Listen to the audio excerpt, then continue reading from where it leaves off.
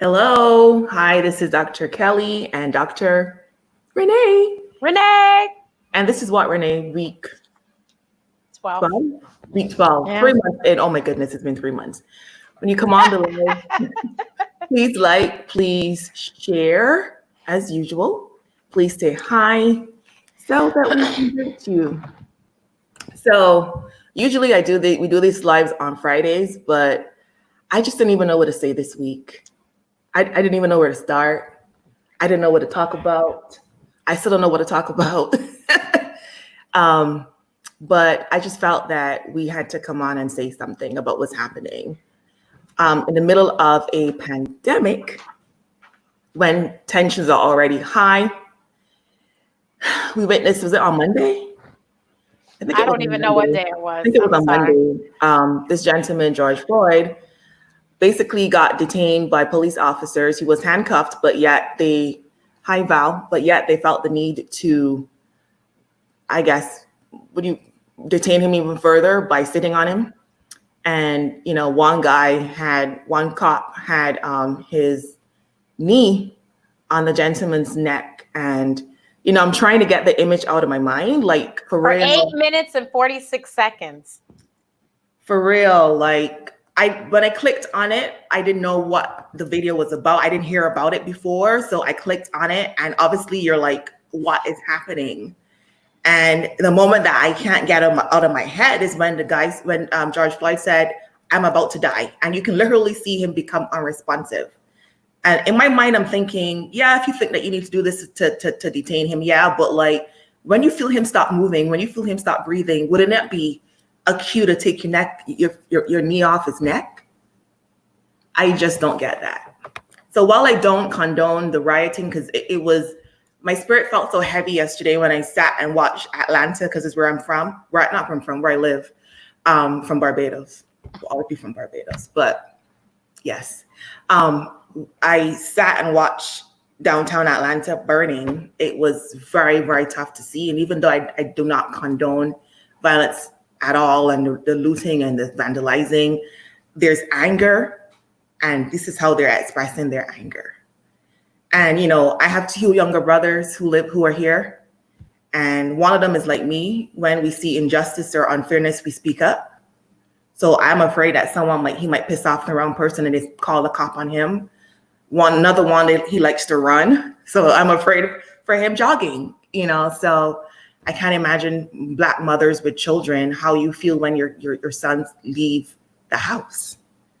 So something has to change. Something has to change, and I hope this is the catalyst for change. Finally, this happens like what, 2 or 3 times a year, and it's the same cycle, and nothing ever changes.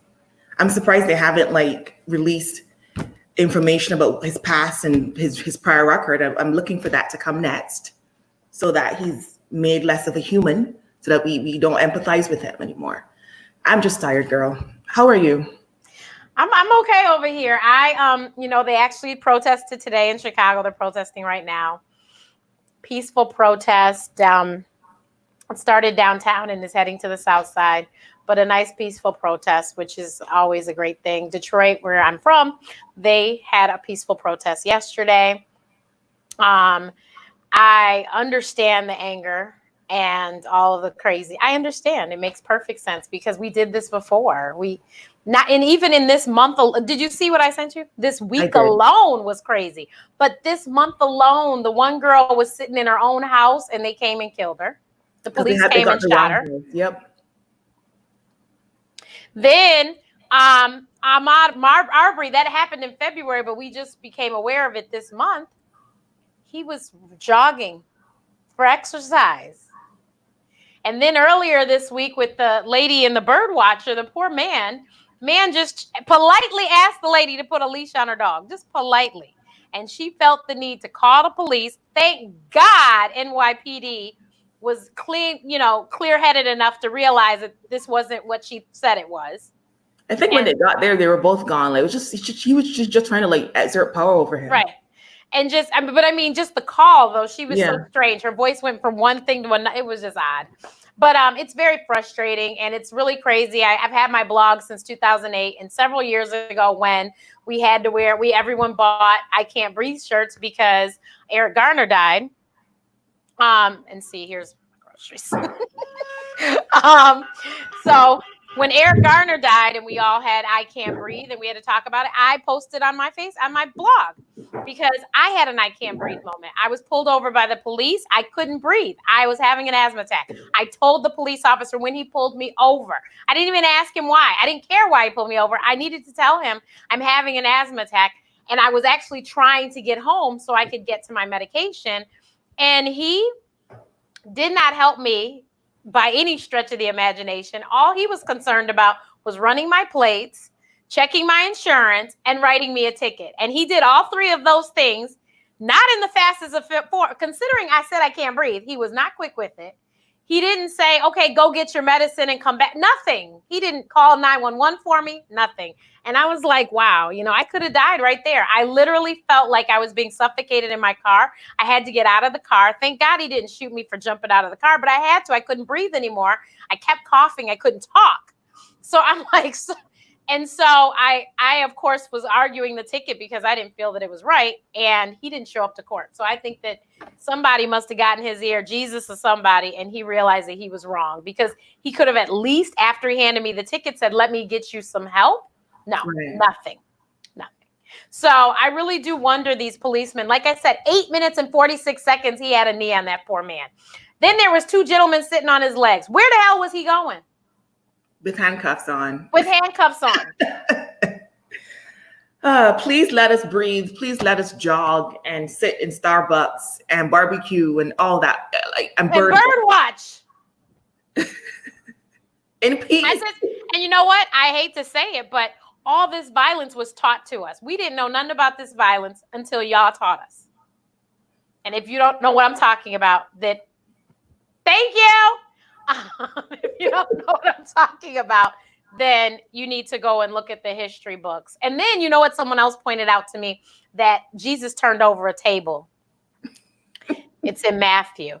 I'll be the first to admit, yes, my mother is a priest, and I guess I'm a preacher's kid, but I don't know the Bible inwards and outwards like everybody, like some people do. I don't.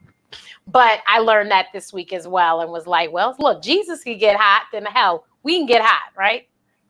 I do not condone violence. I don't condone rioting. I don't condone looting.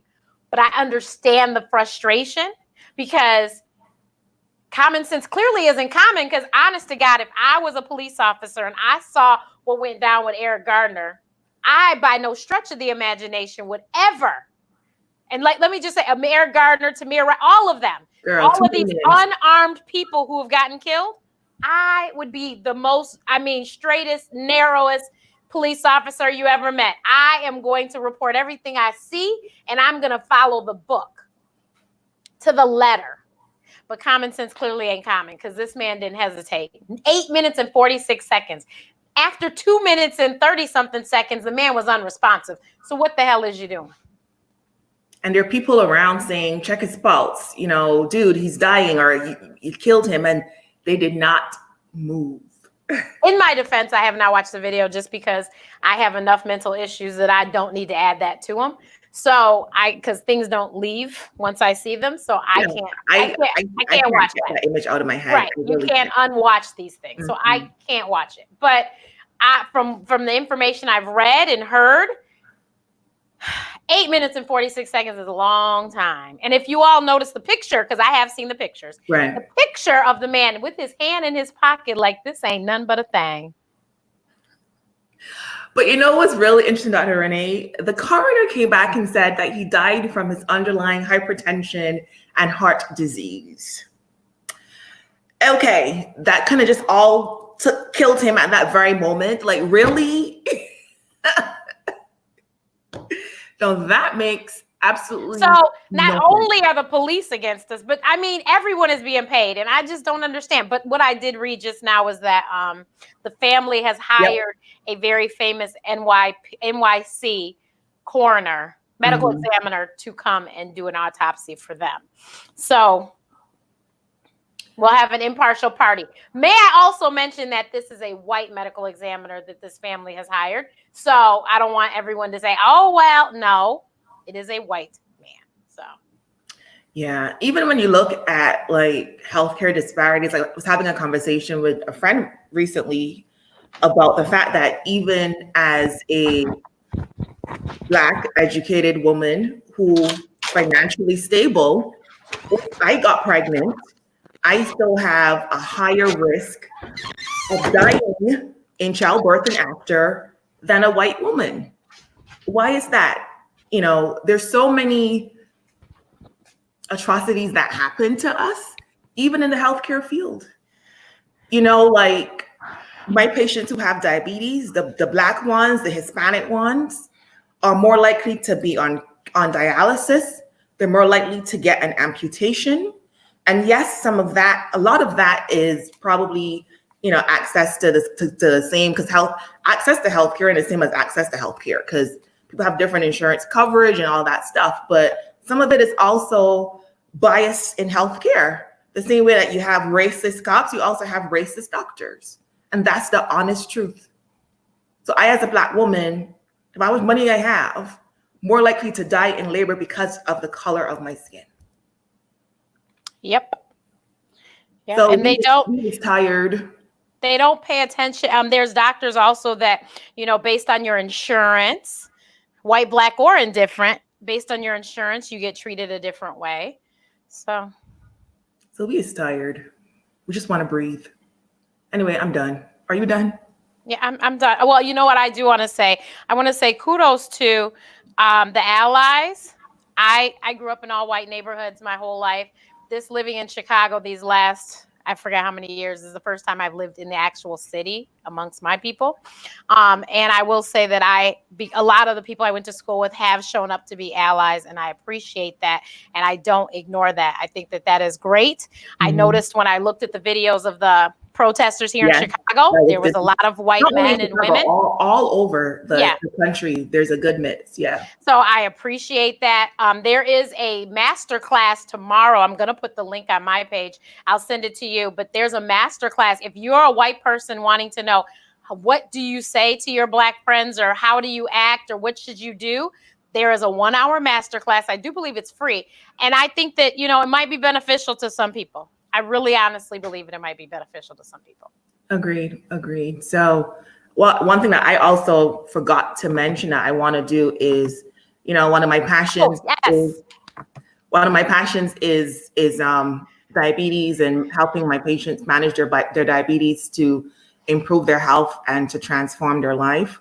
And I'm going to have a free diabetes training about, you know, reversing diabetes. Yes, diabetes is reversible. Yes, it can go into remission. Now is the time. In the middle of a pandemic, patients who have diabetes are having more severe complications from COVID-19. So you need to know how to protect you and your family. So register for the free training. It's free. It's free. However, it's first come, first serve. Only 100 people will be allowed in the webinar. So if you get there late, you ain't getting in. Wait a minute. But tell them how many seats are left, because there's not 100 seats left. No, about 20. So please get in while you can. Okay. It's on June 11th. And I'll put that link in the body of the post, as well as the link for the masterclass. One last thing I would say is, during this time, we got to protect our mental health, even if that means turning off the television or logging off of Facebook for a few minutes, few hours. Do it. If that means venting to a friend, if that means getting a therapist. A lot of us need to go and sit on somebody's couch and do some work on ourselves and get some therapy. So if that's you, reach out. Now is the time to reach out. Anywho, we will see you next week. Bye-bye. Bye.